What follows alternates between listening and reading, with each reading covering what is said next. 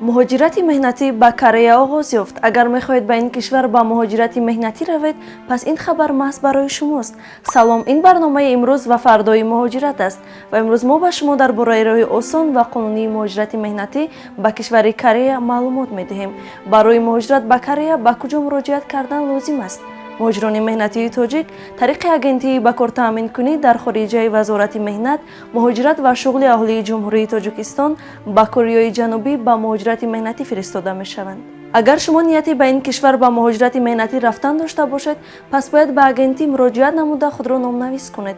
زبان کره را آموزید. شخصانی که میخوان به کره جنوبی به مهاجرت مهنتی روند، حتما باید زبان کره را آموزند، زیرا قبل از سفر از مهاجران از روی دو برنامه ایپس و تاریک امتحان گرفته می شود.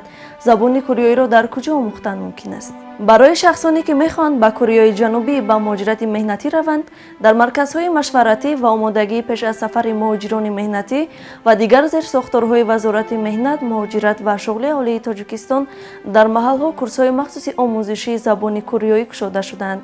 گروهی از مهاجران در این کورس‌ها علاقه زبان کره را آموخته ملکه خود را تکمیل دادند. شما هم توانید زبان کره را در این کورس‌ها به طور رایگان آموخته به سفر به کره آمادگی بگیرید.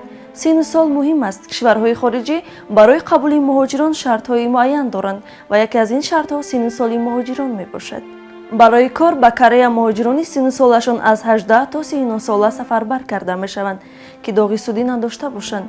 در کره مهاجران تاجیک به چه کارها مشغول میشوند؟